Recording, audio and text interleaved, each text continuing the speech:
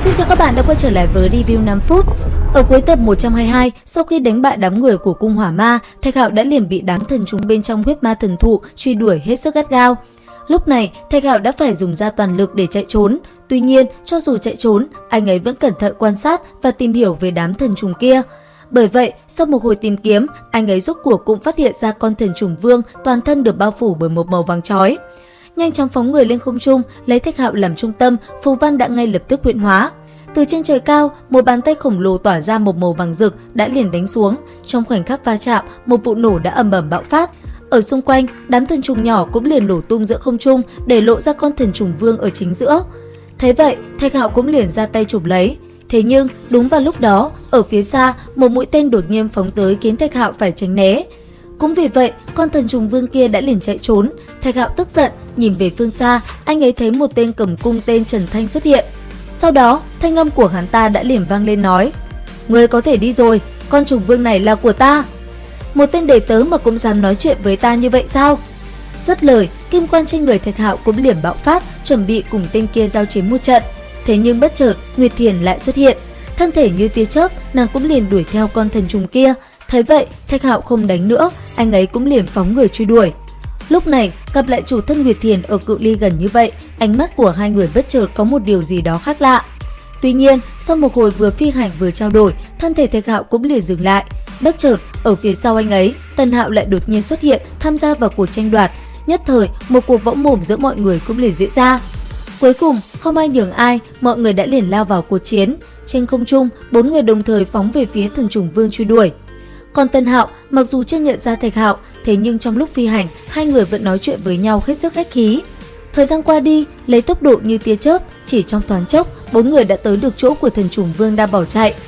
Cũng từ đây, cuộc chiến nổ ra. Đầu tiên, Thạch Hạo vỗ một chưởng về phía Trần Thanh, sau đó, anh ấy xoay người nhằm về phía hai người kia công kích. Có thể nói, cuộc chiến giữa 4 người là hết sức quyết liệt. Trong không trung, từng tiếng ầm ầm nổ vang, làm nơi đây rung động kịch liệt. Lấy bọn họ làm trung tâm, những gợn sóng thần lực xuất hiện vô số, những ngọn núi đá phía trước đều vỡ nát, toàn bộ như bị nổ tung.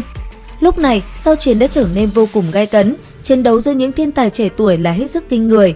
Vừa đánh, Thạch Hạo vừa tiếp cận với thần trùng, bởi vậy, chỉ sau thời gian ngắn ngủi, anh ấy đã tiến sát và đưa tay ra bắt lấy. Thế nhưng, đúng vào lúc đó, cước bộ của Tần Hạo cùng Nguyệt Thiền lại đồng thời đánh tới, làm Thạch Hạo phải đồng thời chống đỡ. Sau đó, ba người lại tiếp tục tranh đoạt. Tới cuối cùng, Thạch Hạo vẫn là nhanh tay hơn, dùng tốc độ như tia chớp, anh ấy đã bắt được thần trùng.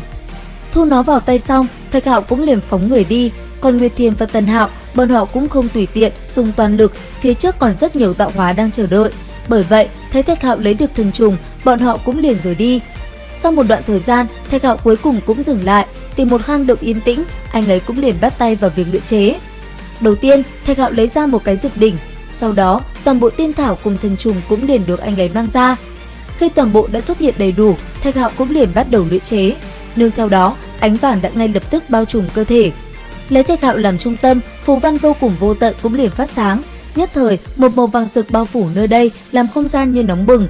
Bất chợt, trong lúc Thạch Hạo đang tu luyện, đột nhiên hư ảnh của Liễu Thần kèm theo lời nhắc nhở làm Thạch Hạo như bừng tỉnh. Nhanh chóng mở ra 10 tòa động thiên, Thạch Hạo liền bắt đầu thiêu đốt nó. Dường như anh ấy muốn đột phá tới cảnh giới hoàn toàn mới. Lúc này, xung quanh Thạch Hạo, những đóa sen màu vàng rực lơ lửng khắp nơi. Ở vị trí trung tâm, 10 tòa động thiên cũng đang bùng cháy. Và cũng vì vậy, cơ thể Thạch Hạo đã xuất hiện dấu hiệu rạn nứt. Thế nhưng, Thạch Hạo vẫn lẳng lặng ngồi ở nơi đó không hề nhúc nhích. Và cuối cùng, Thạch Hạo cũng thành công, 10 tòa động thiên hợp nhất hóa thành một tòa động thiên khổng lồ ở chính giữa. Còn dược đỉnh kia, nó cũng bị tòa động thiên khổng lồ hấp thu toàn bộ linh khí để tầm bổ cho nó. Đến khi tỉnh lại, Thạch Hạo kinh ngạc vô cùng.